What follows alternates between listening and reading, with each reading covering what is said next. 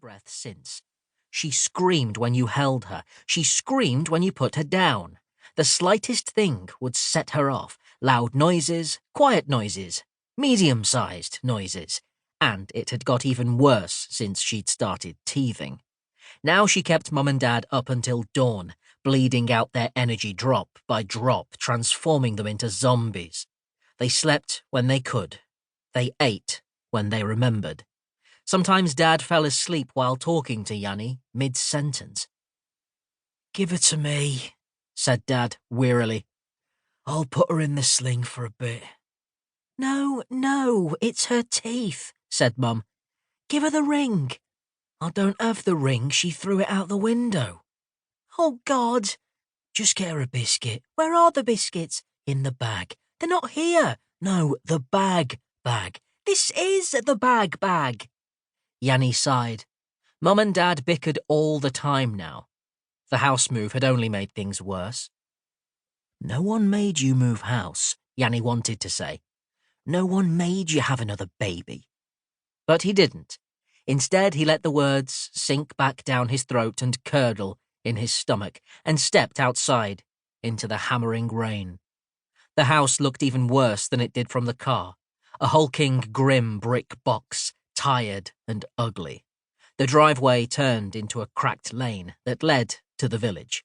Yanni could see an old faded sign announcing that you were now entering Fallow Hall. Someone had put a statue at the base, a stone frog slumped over a toadstool with a broken fishing rod. It looked sad, like everything else around here. One of its eyes was missing. The other one scowled at Yanni like it was annoyed to see him. "Well, I don't want to be here either," Yanni muttered. It was true. Yanni had never wanted to leave his life behind. But now that Ari was here, their old house, their old, perfect little hug of a house, was too small. Mum and Dad couldn't afford a bigger place in town. That was when they started talking about moving to the countryside. They could have more space for less money. Dad could take a break from his job and look after Ari for a few years. Mum could start working again. His parents had been so excited that they made the decision without telling Yanni first. They hadn't once asked him what he wanted. And now here he was, miles away from anything he'd ever known.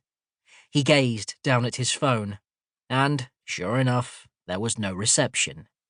He couldn't even call his friends. "So?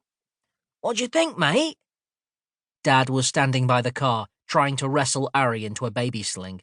She was struggling against the straps for all she was worth, howling and flailing her chubby arms.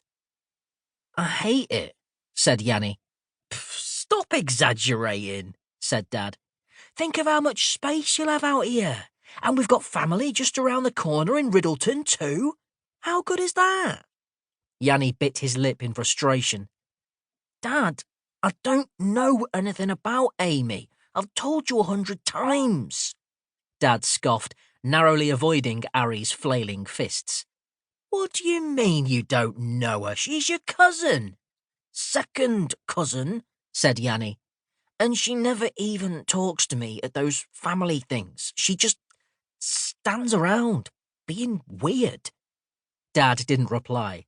He'd finally got Ari in the sling, but she was writhing like a trapped salmon and booting him repeatedly in the groin. Dad sagged against the car, just letting it happen, like a cliff edge surviving a storm. He wasn't even listening anymore. Yanni sighed and walked into the house by himself. It never used to be like this. There was a time, before Ari was born, where everything had centered on what he wanted. Yanni had only to ask for something, a film night, a sleepover, and Mum or Dad would make it happen. Things hadn't been like that for a while now. These days, he felt like he had to fight just to be noticed. The inside was, somehow, worse than the outside. The decorators had been here for weeks, painting the walls and pulling out the old carpets, but it still looked like a set of barren rooms. Mum was standing by herself in a cavernous living room, grinning from ear to ear. "Massive, isn't it?" she said. "Freezing," said Yanni with a shiver. "It's these lovely big windows," said